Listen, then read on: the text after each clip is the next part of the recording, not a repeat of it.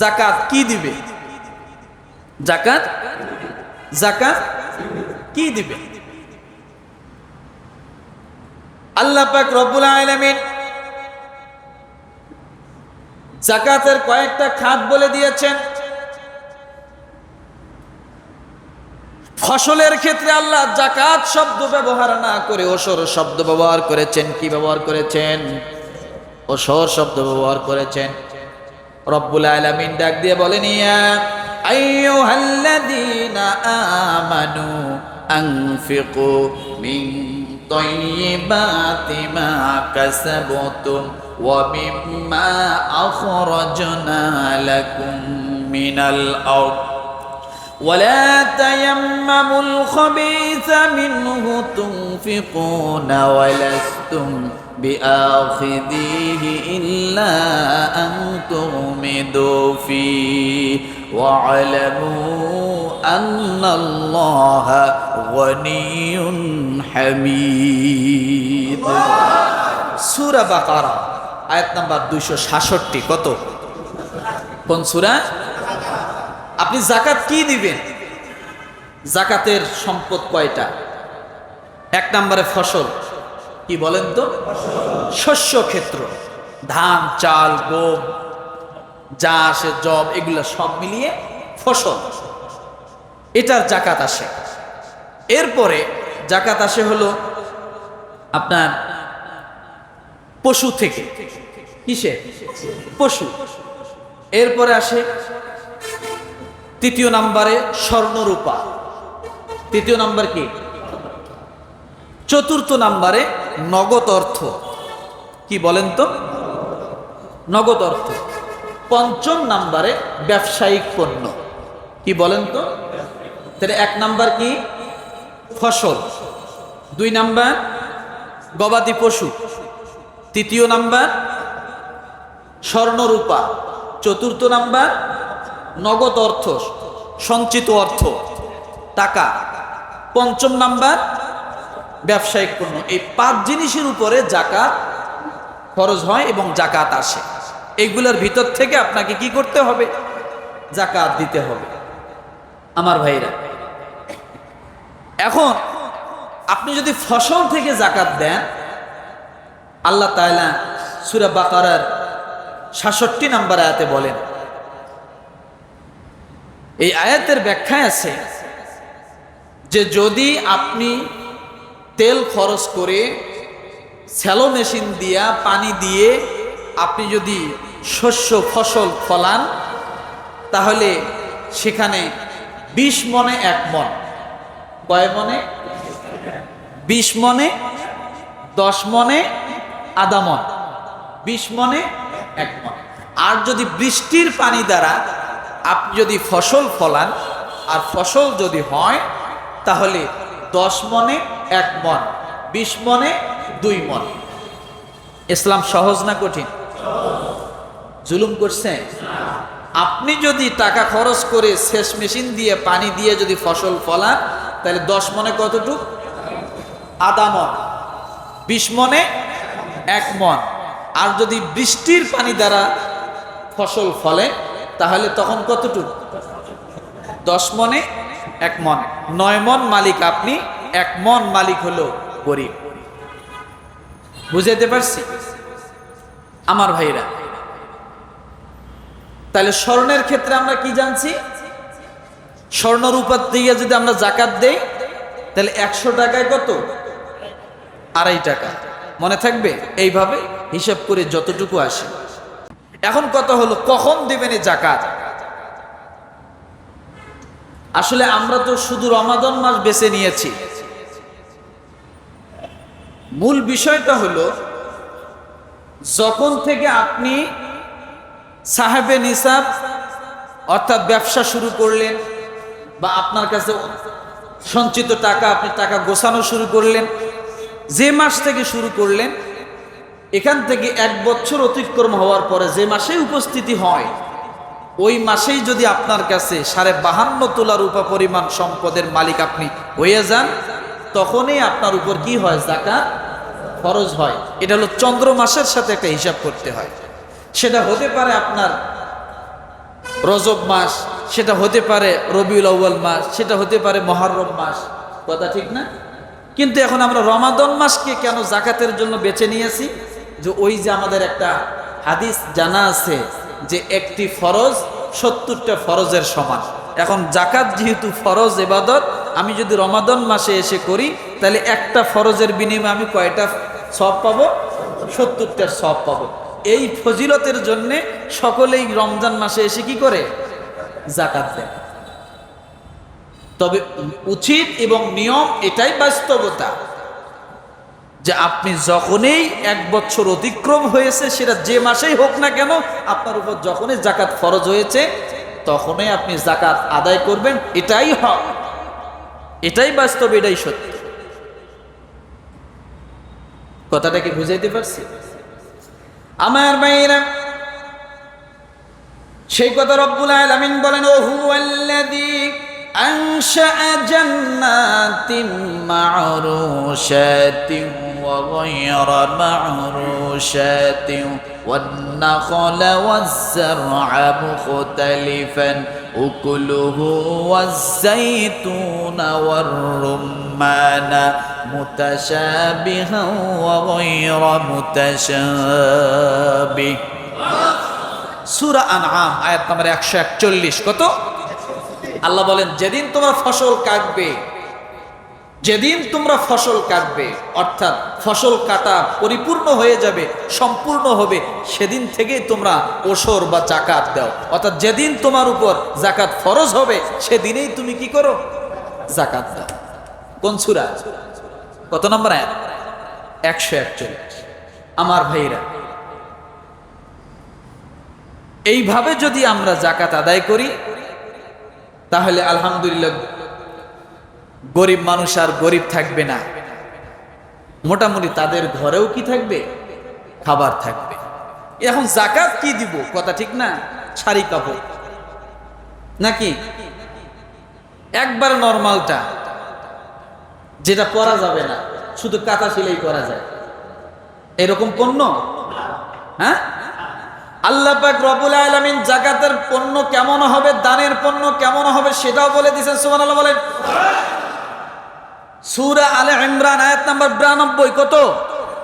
লান তানালুল বিররা হাত্তা তুনফিকু মিম্মা তুহিব্বুন ওয়া মা তুনফিকু মিন শাইইন ফাইন্নাল্লাহা বিহি আলীম। বান্দারে, বাজারে মার্কেটে এখন জাকাতের কাপড়ের সাইনবোর্ড দেখা যায়, কথা ঠিক কিনা?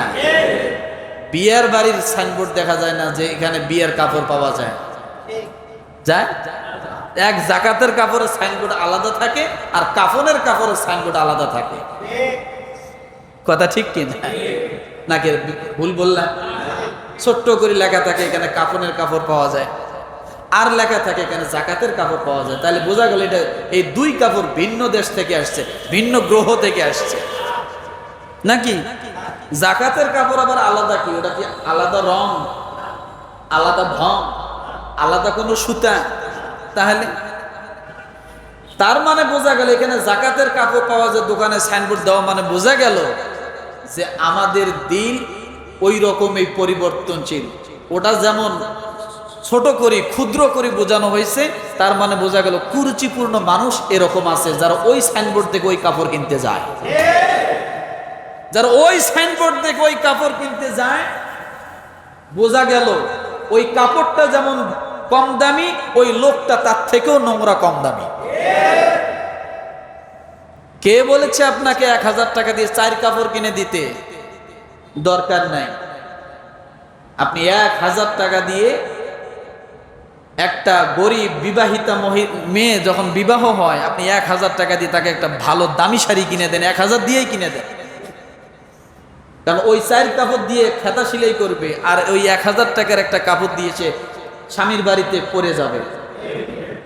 বুঝাইতে পারছি? অন্যদিকে নিবেন না আমার কথাটা। তাকে একটা তুমি দামি কাপড় দাও। কিন্তু আমরা কি করি? সবচেয়ে কম দামি যেটা, এ মাথার থেকে ও মাথা সব দেখা যাবে, সেটাই আমরা কেনার চেষ্টা করি। ওইটাই হয়েছে জাকাতের কাপড়। আল্লাহ বলে ওই কাপড় দিয়া জাহান্নামের আগুন নিববে না। তাহলে দানটা কেমন হবে? আল্লাহ বলেন তোমরা কিছুতেই পণ্যের লাগাল পাবে না। আমার কথা, তোমরা কিছুতেই নেকি পাবে না। কোন সূরা? আলে ইমরান কত নম্বর আয়াত? লান তানালুল বিররা হাত্তা তুনফিকু মিম্মা তুহিব্বুন। আল্লাহ বলেন তোমরা কিছুতেই নেকি পাবে না যতক্ষণ না তোমরা তোমাদের প্রিয় বস্তু মানুষকে দান করবে। কি বস্তু?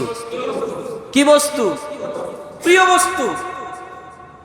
একটাবার ভাবেন তো, আমরা গরিব মানুষ রে, আমরা একটা লুঙ্গি পরতে পরতে দুই একটা সেলাই দিছি, তারপর আর পরা যায় না, বসলেই ছিঁড়ে যায়, প্যাক করে ওঠে। এইরকম একটা লুঙ্গি কারে দেই? কারে দেই? কারে দেই? জামা একটা ছিঁড়ছে, কয়েকটা সেলাই দিয়েছেন, আর পরা যাইতেছে না। ঘর মুছতে একটু কষ্ট হইতেছে, ওই জামাটা কারে দেই? গরিব রে দেই। কথা ঠিক না? আল্লাহ কি সেই কথা বলছে? আল্লাহ বলছে তোমার কাছে যেটা পছন্দ, এটার অর্থ অনেকগুলো, অর্থাৎ তোমার কাছে যেটা গ্রহণযোগ্য, তুমি যেটা পড়তে পারবে সেটাই তুমি গরিবরে দাও। তুমি যেটা খাইতে পারবে সেটাই তুমি গরিবরে দাও। তুমি যেটা খাইতে পারো না সেটা তুমি গরিবকে দিও না। তোমার গলা গরিবের গলা একই গলা, তোমার মুখ গরিবের মুখ একই মুখ। তোমার জিহ্বা যেমন স্বাদ আছে, গরিবের জিহ্বা তো স্বাদ আছে। তোমার যেমন দাঁত আছে, গরিবেরও দাঁত আছে। তোমার যেমন একটা শখ আহ্লাদ আছে, গরিবেরও একটা শখ আহ্লাদ আছে। তোমার যেমন রুচি আছে, গরিবেরও রুচি আছে। কথাটা বুঝাইতে পারছি আমি? আল্লাহ বলে তোমার কাছে যেটা প্রিয় তুমি সেটা দাও, কিন্তু আমাদের কাছে যেটা অপ্রিয়, ফালায় দেওয়া, ঘর মোছা, সেটাই আমরা দিই নাকি? আল্লাহ কি বলেছে শুরুতেই? তোমরা কোনো নেকি, তাহলে বুঝে রাখেন, যদি নেকির উদ্দেশ্যে দেন তাহলে ভালোটাই দিতে হবে। 100 লোকরে দেওয়ার দরকার নেই তো, আপনি 10 জনরে দেন। এবার আপনার 1 লাখ টাকা জাকাত আসছে, আপনি গ্রামের মধ্যে গরিব মানুষ খুঁজে 4 জন বাইর করেন। কয়জন? 4 জন বাইর করেন। 4টে গরিব ছেলের আপনি কাঁচামালের ব্যবসা ধরায় দেন। এই যে আমার জাকাতের টাকা থেকে আসো, তোমাকে এই গ্রামের মধ্যে আমি 4টা যুবককে এবার কাঁচামালের ব্যবসা ধরায় দেব। বলেন তো, ও যে কাঁচামালের ব্যবসা 25,000 টাকা করে দিয়ে ধরায় দিলেন, ওকে আগামী বছর আপনার কাছে এসে হাত পাতবে আমার জাকাত দাও? পারবে না। এবার আপনি ইরাদা করেন যে আমার 1 লাখ টাকা জাকাত আসছে, আমি 1 লক্ষ টাকা দিয়ে একজন একটা অটো কিনে দেব। অন্তত গ্রাম থেকে এই অটো যে চালাবে একটা ছেলে, একটা গরিব কি হবে? স্বাবলম্বী হবে। ও একাই স্বাবলম্বী না, ওই অটো চালায়া যে ইনকাম করবে, ও 2টা বাচ্চাকে লেখাপড়া করাবে, বাবা মাকে খাওয়াবে, নিজে খাবে, স্ত্রী খাবে, পুরো পরিবারটা সুন্দর চলবে। কিন্তু আপনি তা করলেন না। না করে কি করলেন? 1 লক্ষ টাকা 100 জনরে আপনি 1000 করে দিলেন। ও নিয়ে যায় একটা বিড়ির প্যাকেট কিনে খাওয়া শুরু করে দিল। যা আছে কপালে। রাগ করলেন মনে হয়? ও জানে এই 1000 টাকা দিয়ে কিছু হবে না, বেশি বেশি 1 কেজি গোস্ত হবে। ওই 1 কেজি যাও, বাড়ি যাওয়ার সময় 1 কেজি গোস্ত, বউ জিগে গোস্ত কই পেলে, কই পাইছি 1000, এক জায়গাতে 1000 টাকা পাইছি, গোস্ত আনি গেল। ও খাইয়া শেষ, হজম হইতে 3 ঘন্টা লাগবে। এরপরে বাথরুম যাবে ক্লিয়ার, আর নাই জাকাত। কথা ঠিক না? আপনি এটাই চিন্তা করুন, আপনার 25,000 টাকা এই বছর জাকাত আসছে, আপনি 2টা গরিব ছেলেকে ছোট ব্যবসা ধরায় দেন যে কিছু করতে পারতেছি না। 10,000 করে 2 জনরে দিয়ে 2টা ছোট ছোট ব্যবসা ধরা দেয়। একটা পানের ব্যবসা ধরায় দেন না, সারাদিন পান বিক্রি করে দেখবেন যে আল্লাহর রহমতে ও সংসার চালাবে। একটা বাদামের ব্যবসা ধরায় দেন, বেশি পুঁজি লাগে না তো? লাগে। কয়টা আপেল, মানে কয়টা পেয়ারা কিনে তাকে একটা ব্যবসা ধরায় দেন, দেখবেন ওই 500 টাকার পেয়ারা দিয়ে সে সারাদিন আরো 500 টাকা ইনকাম করবে, সে একটা পরিবার চালায়। এভাবেই যদি আমাদের মিশন হতো, গ্রামে চোর ডাকাতো কমে যেত, চোর ছেঁচড়া কমে যেত। এরপরে মনে করেন মানে যারা ক্ষুধার তাড়নায় করে চুরি, এরা কমে যেত। অভ্যাসগত যারা চুরি করে এরা কেয়ামত হলেও কমবে না।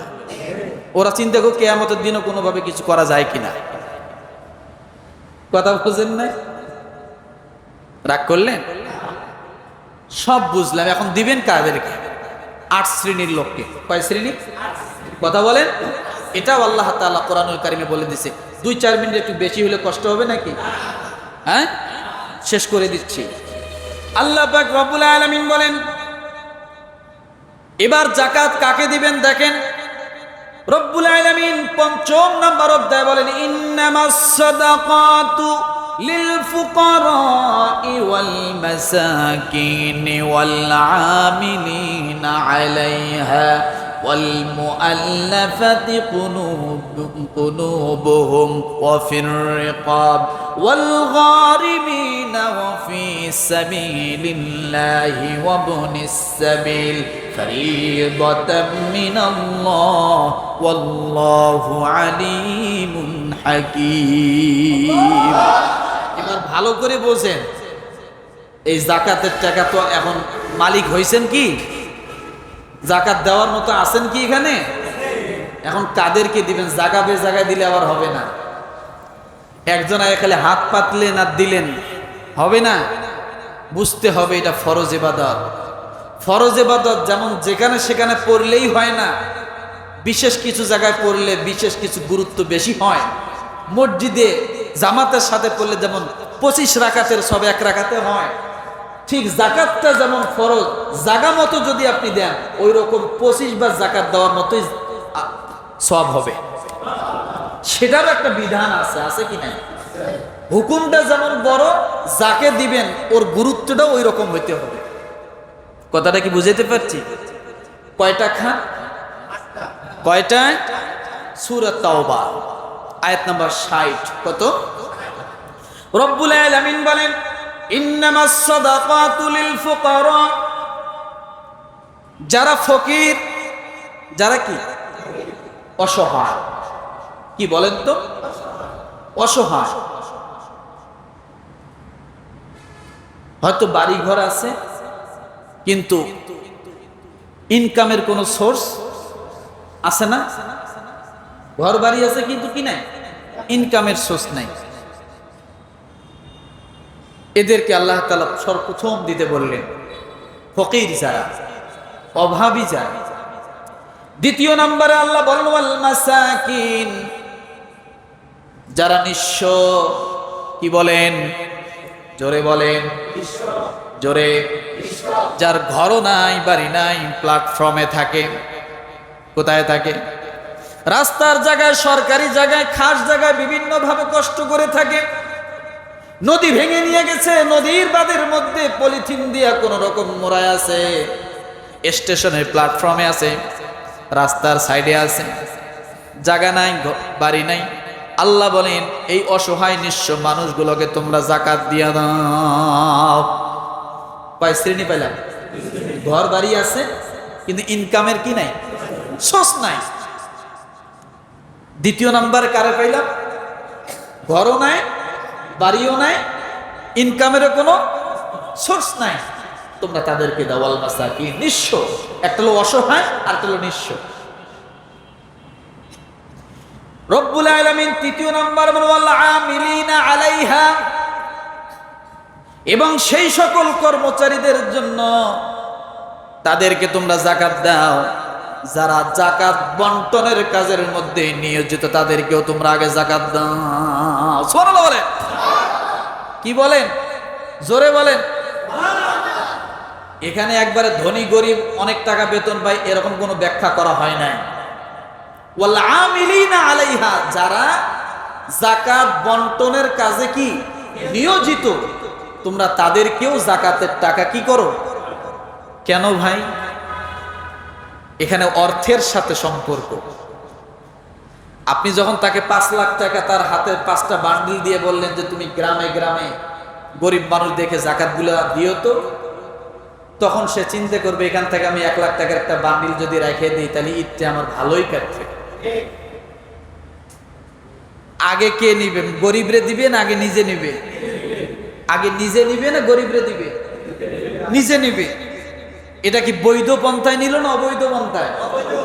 আল্লাহ বলেন সে যেন অবৈধ পন্থায় নেওয়ার সুযোগ না পায় ওই 5 লাখের থেকে ধরো তুমি 1 লাখ টাকার বান্ডিল তুমি তার আগে দিয়ে দাও, 50,000 টাকা দিয়ে দাও, 20,000 টাকা দিয়ে দাও।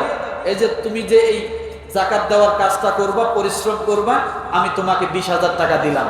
যখন সে আগে 20,000 টাকা প্রাপ্য হবে তখন আর ওই দিকে তার কি অতটা আফসোস, যাকেই দিতে যাবে যদি আমি পাইতাম, এইটা থাকবে না।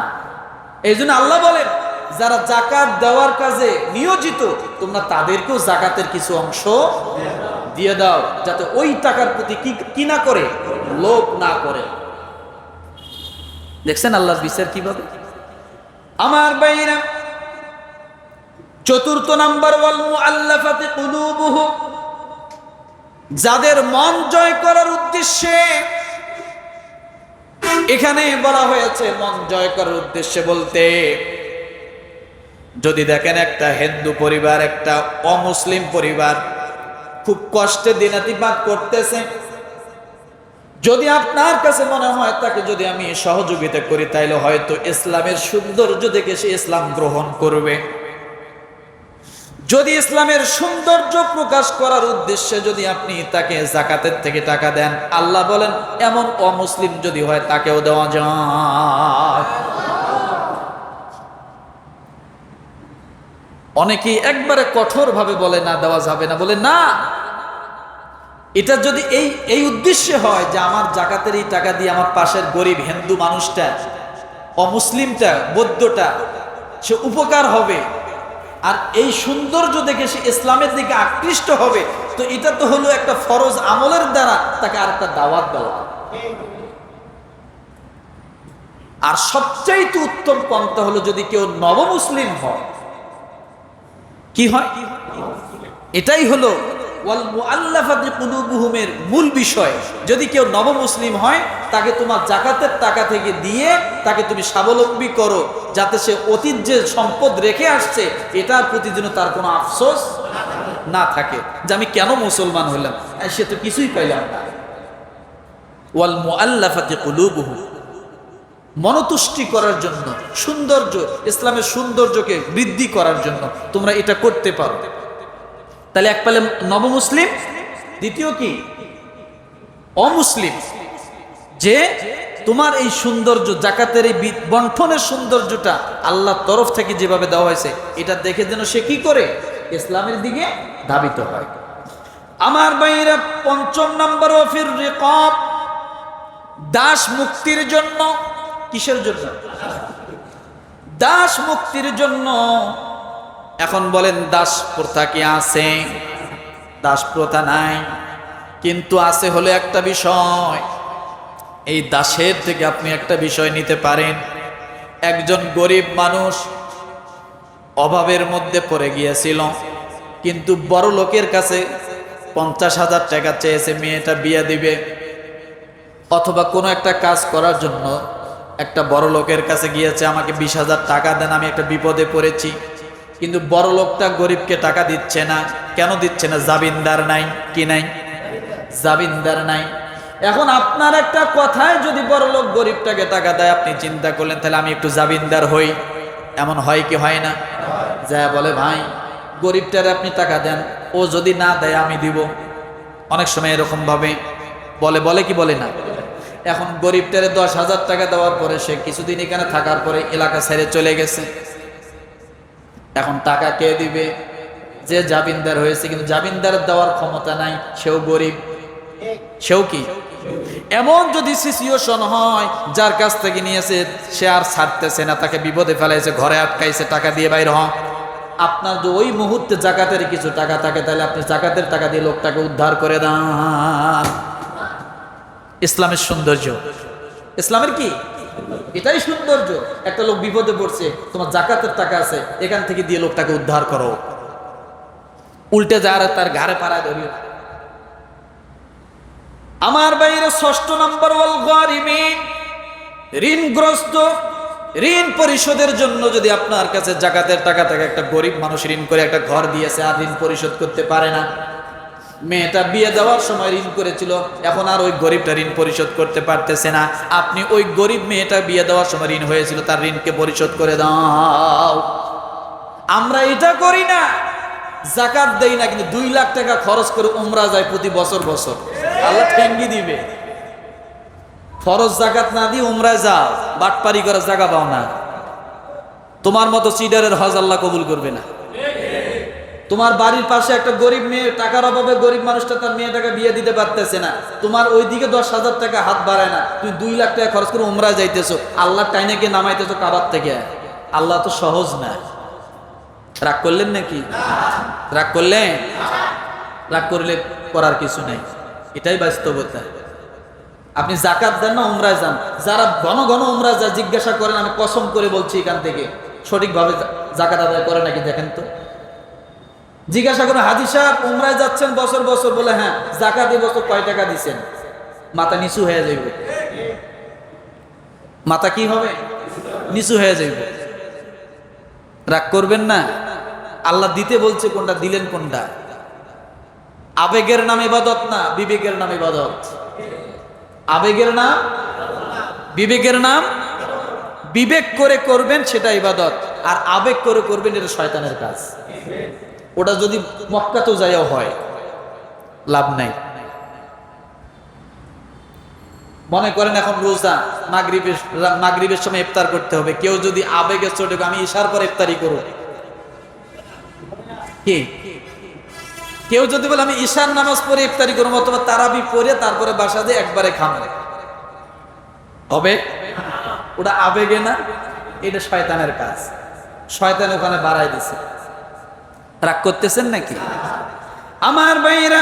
তাহলে ঋণ পরিশোধের জন্য জাকাতের টাকা দেওয়া যেতে পারে।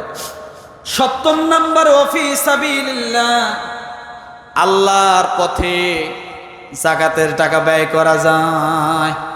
কিসের পথে? এটার অনেকগুলো ব্যাখ্যা। ওয়াফি সাবিলিল্লাহ, ইসলামী রাষ্ট্রে যুদ্ধের ময়দানে যুদ্ধ করার জন্য, অস্ত্র কেনার জন্য তাদেরকে সহায় সম্বল, যারা যুদ্ধের ময়দানে যুদ্ধ করতেছে, যে দেশ যে রাষ্ট্র, সে দেশে জাকাতের টাকা দেওয়া যায়।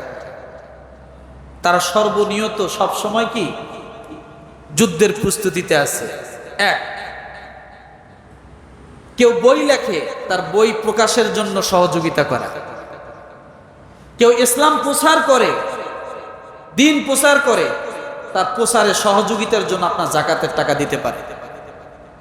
এইভাবে আপনি খুঁজে নেন যে একজন গরিব মানুষ ভালো কোনো কাজে যাওয়ার জন্য ইচ্ছা করছে, কিন্তু তার টাকা নাই, আপনি জাকাতের টাকা ওখানে দেন। ওটাই ফি সাবিলিল্লাহ।